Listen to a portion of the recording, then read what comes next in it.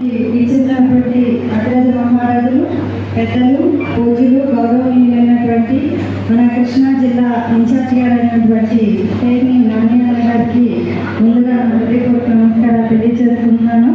అలాగే మన కృష్ణా జిల్లా ఇన్ఛార్జి అయినటువంటి ప్రతి ఒక్కరికి, అలాగే గురునాథన్ గారికి, అలాగే వేదికపై ఉన్నటువంటి ప్రతి ఒక్కరికి, అలాగే వేదిక ఉన్నటువంటి వైఎస్ఆర్సీపీ కుటుంబ సభ్యులకు, ఇంటర్నెట్ ఎలక్ట్రానిక్ మీడియా వారికి ప్రతి ఒక్కరికి నమస్కారాలు తెలియజేసుకుంటున్నాను.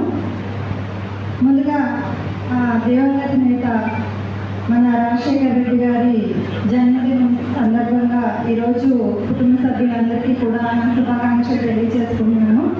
ఈరోజు ఆ మహానేత గురించి ప్రతి ఒక్కరు ఇప్పుడు పెద్దలందరూ చెప్పే ఉంటారు. అయితే నా మాటలో నేను చెప్పేది ఏంటంటే,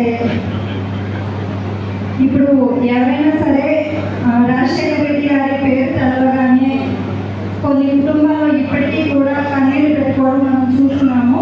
ఇప్పుడు మీరు సోషల్ మీడియాలో ఓపెన్ చేస్తుంటే చాలా కుటుంబాల్లో రాజశేఖర రెడ్డి గారి ఫోటోని వారి పూజా మందిరాల్లో పెట్టుకునేవారు కోకోలుగా ఉన్నారు. ఎందుకంటే ఆయన అనేక వేల మందికి ఆపరేషన్ చేయించి, గుండె జబ్బులు కానివ్వండి, రకరకాల జబ్బులకి గుండె ఆపరేషన్ చేయించి కొన్ని వేల మంది ప్రాణాలను నిలబెట్టినటువంటి ఆ మహనీయుని చరిత్ర కలకాలం కాకిలా బ్రతికే కంటే హంసలా 6 నెలలు బ్రతకాలు అనే దానికి ఆయన ఒక చక్కటి ఉదాహరణగా చెప్పొచ్చు. ఆనాటి కాలంలో అందరూ కూడా ఎన్టీఆర్ గారిని చాలా అభిమానంగా పొగిడేవారు. అంతటి గొప్ప నాయకుల తర్వాత నాకు తెలిసి నేను చూసింది ఆ మహానేత రాజశేఖర రెడ్డి గారు.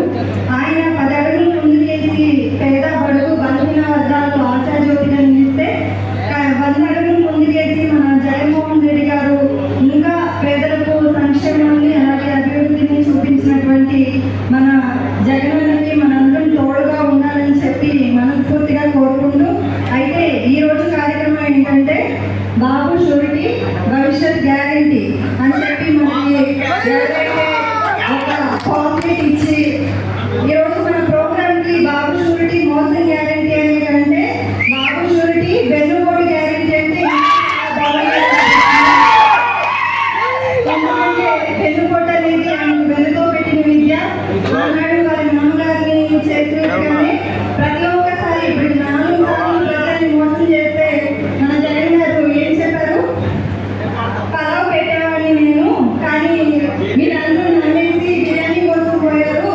ఇటు పలావ్ పోయా, బిర్యానీ పోయా, ఏం లేకుండా పోయింది. అందుకని ఇప్పుడైనా ఆచి కూచి అడుగు వేయండి. ఈ